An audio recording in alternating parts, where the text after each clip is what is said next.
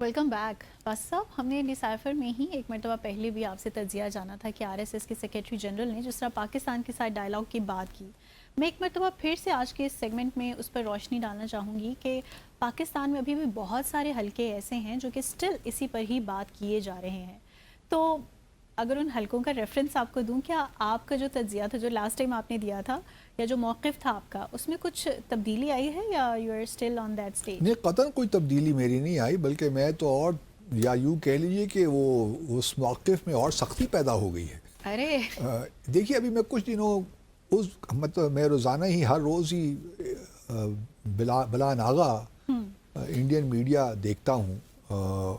अच्छा, मैं पिछले कई सालों से ये बात नोट कर रहा हूँ कि एक तो भारत का ये एक मामला बन गया है कि हर कुछ एक दो दिन के बाद तो 2-3 माह के बाद एक किस्सा शुरू कर देते हैं कि हमने एक शख्स को यहाँ गिरफ्तार कर लिया, कोलकाता में, तो किसी को हैदराबाद में, तो किसी को चेन्नई में, तो किसी को और कहीं वाराणसी में या मुंबई में या जयपुर में या कहीं भी, या अमृतसर में फॉर दैट मैटर, कि वो पाकिस्तान के लिए जासूसी कर रहा था। अच्छा, और उनके लिए अब ये मुकदमा शुरू हो गए। मतलब ये 2-3 माह के बाद इनवेरिएबली इस किस्म की भारत की मीडिया में ख़बर आ जाती है कि जी ये हो गया और ये हो गया, और फिर उसके कलाबे मिलाते हैं पाकिस्तान के साथ। अच्छा, हकीकत है किसी को कोई मालूम नहीं कि वाकई कोई बंदा वो हुआ भी है कि नहीं अरेस्ट। एक और इसी से जुड़ी एक और बात है कि ज़्यादातर जो इस किस्म की गिरफ्तारियाँ होती हैं ना, उसमें ज़्यादातर मुसलमान लोग होते हैं। अब मुसलमान क्यों होते हैं? ये एक जो भारतीय मुसलमान है ना, उसको एक मुस्तकिल जो है डिफेंसिव में रखना कि जी आप लोग तो पाकिस्तान के लिए काम करते हैं, तो पूरी कम्युनिटी को ना आप एक लिहाज से यूँ रख देते हैं कि जी आप पे तो हम एतबार कर ही नहीं सकते, क्योंकि आपके जो है आप तो पाकिस्तान के हाथों में खेलते हैं, उसके लिए जासूसी करते हैं। और ये एक नैरेटिव बिल्ड करने का ना, और मुसलमानों को बस इसी तरह ही रखना एज सेकंड क्लास सिटीजन, ये एक हो गई है मामला। तो इसके लिए इस्तेमाल करते हैं इस किस्म की चीज़ें कि जो भारतीय मुसलमान हैं वो पाकिस्तान के हाथों में खेलते हैं, आईएसआई के हाथों में खेलते हैं, और पैसे लेकर अपने ही मुल्क के ख़िलाफ़ काम करते हैं। तो ये बड़ा ट्रेंड ये जो है ना, आप नोट करें, जो कि मैं नोट करता हूँ और मैंने किया है, तो और इससे काफ़ी चीज़ें ये सामने आ जाती हैं। तो इससे एक माइंड सेट ही पता चलता है कि पॉलिटिकल डोमेस्टिक जो है पॉलिटिक्स की खातिर किस तरह बीजेपी और आरएसएस, ये सारे जो यह हुकूमत फॉर दैट मैटर है, वो किस तरह पाकिस्तान को इस्तेमाल करती है अपने जो इलेक्शन जीतने की कामयाबियों की खातिर। अच्छा, दूसरा आपने वो साबले जो जनरल सेक्रेटरी हैं आरएसएस, उनका जिक्र किया। मैं फिर कहूँगा कि हमें तो देखिए डायलॉग से कोई मसला नहीं है, हम तो हर वक्त डायलॉग करना चाहते हैं, लेकिन मेरा नुक्ता वहीं पे आके रुकता है कि डायलॉग किस लिए? अगर टॉक्स हम करेंगे भी तो किस लिए हम टॉक्स करें? क्या कोई टॉक्स हमने बैठ के चाय शाय पीनी है, सिर्फ समोसे खाने हैं और पकौड़े खाने हैं? टॉक्स कोई आगे तो बढ़े ना, कोई बात हमें पता हो कि ये टॉक्स जो हैं वो माजी से मुख्तलिफ होंगी। माजी की तरह ही हम यही बस छोटे मोटे CBM लेकर बात ख़त्म कर देंगे और जम्मू और कश्मीर का मामला और बिगड़ जाएगा, यही होगा ना। क्योंकि इस वक्त तो जो 5 अगस्त 2019 के बाद जो कुछ भारत ने किया, उसके बाद तो हम ये तवक्को नहीं रख सकते कि बड़ी आसानी से ये मामला हल हो जाएगा, बल्कि भारत ने ही इस पूरी जो जम्मू और कश्मीर की इक्वेशन है, ये जो मसला है, उसको मज़ीद मुश्किल बना दिया है। कॉन्स्टिट्यूशन अमेंडमेंट्स करके, आइनी तरामीम करके, उसकी खसूसी हैसियत ख़त्म करके भारत ने तो इस मसले को काफ़ी पेचीदा बना दिया, बल्कि आने वाली हुकूमतों के लिए बहुत मुश्किल बना दिया है। तो अब अगर हम ये बातचीत करते भी हैं तो उसका नतीजा क्या निकलेगा, ज़रा मुझे कोई बताए इसके बारे में। तो अगर ऐसी कोई सूरत नज़र आती है जहाँ हमें जो कहते हैं ना कि light at the end of tunnel, अगर वाकई कोई ऐसी लाइट है तो हमें दिखा दें, हम भी इन टॉक्स के लिए तैयार हो जाएंगे। लेकिन एक और बात जहन में रहे मुंतहा, देखिए ये जो टॉक्स की आरएसएस बात करते हैं ना, इसमें एक और बड़ा पहलू है, और वो शायद हमारे लोग उसका शायद एहसास नहीं है या उसको जान नहीं पाते।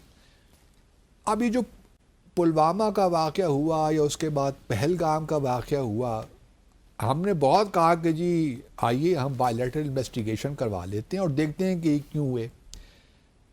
بھارت نے دونوں بار نہیں مانا، حالانکہ جوائنٹ اینٹی ٹیررزم میکنزم موجود ہے پاکستان اور بھارت کے درمیان، لیکن بھارت پھر بھی ریلکٹنٹ ہے کہ جی ہم نے نہ تو بائیلیٹرل کو انویسٹیگیشن کروانی ہے، نہ ہم نے کوئی انٹرنیشنل انویسٹیگیشن کروانی ہے. ہم نے کروانی ہے تو صرف اپنی نیشنل لیول پہ. ہماری جو نیشنل انویسٹیگیشن ایجنسی ہے وہی یہ سارے کام کرے گی. اب اس سے کیا مطلب نکلتا ہے؟ ہمارے ہاں جو ایک بات کی جاتی ہے نا کہ فالس فلیگ آپریشنز ہیں، تو اس میں کوئی ایسی کوئی فار فیش نہیں ہے. ان چیزوں میں صداقت ہے، کیونکہ بھارت بڑے عرصے سے کوشش تو کر رہا ہے لیکن اس کو ہر بار منہ کی کھانی پڑتی ہے. میرا اپنا ایک جو ہے نا ڈر سا ہے، ڈر تو نہیں کہنا چاہیے لیکن ایک جو ہے میری اپریہنشن ہے کہ اگر آپ جو آر ایس ایس اس وقت جو کچھ بھی کر رہی ہے نا، وہ ڈائلاگ کی باتیں تو کر رہی ہے. آپ اگر خدا نخواستہ، میں اس کو خدا نخواستہ کہہ رہا ہوں، گاڈ فوربڈ، اگر پاکستان ایگری کر ہی جاتا ہے کہ چلیے جی ہم وہی اسٹرکچرز ہیں، وہی فریم ورکس ہیں کمپریہنسو بائیلیٹرل ڈائلاگ کا جو 2015 میں ہم نے ایگری کیا تھا، تو اسی کی بنیاد پر ہم جو ہے یہ ڈائلاگ کا پروسیس شروع کرتے ہیں. اور یہ ڈائلاگ کا پروسیس شروع ہو جاتا ہے کہہ لیجئے اس سال کے آخر میں. لیٹس سی، مطلب hope, let's say for the sake of discussion کہ یہ ہو جاتا ہے اور اس سال کے آخر میں ڈائلاگ شروع ہو جاتا ہے.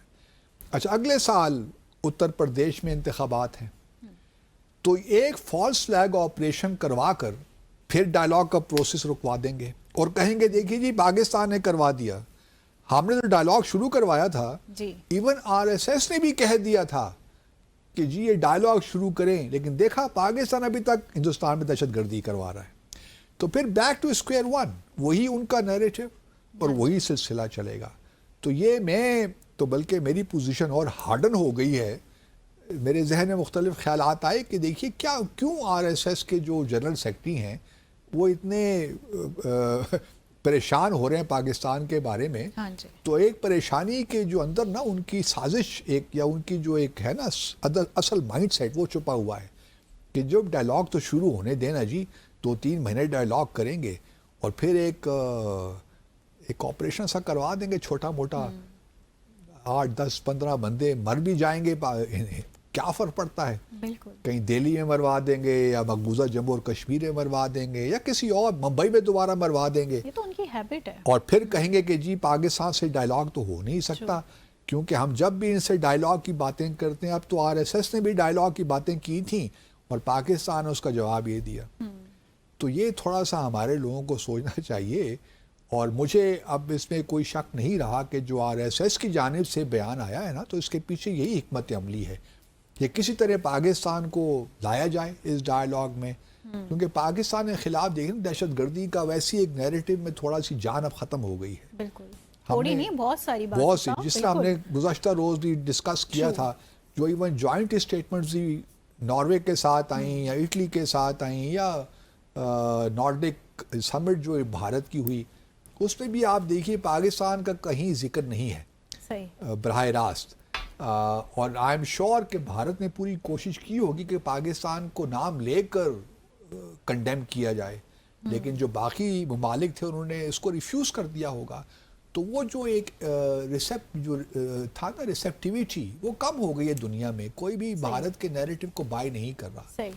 تو اس وجہ سے بھارت کو اب چاہیے، آر ایس ایس کو انہوں نے آگے کر دیا کہ جی آپ یہ کہیے، کیونکہ پاکستان میں بڑا اس سے جو ہے نا ایک ہلچل سی مچ جائے گی اور لوگ پریشان ہو جائیں گے اور بڑے خوش ہوں گے کہ ہم نے تو بھارت کو اس حد تک اب پریشان کر دیا ہے مئی کے مارکے کے بعد کہ اب آر ایس ایس بھی دیکھیے بات چیت کے حق میں ہے.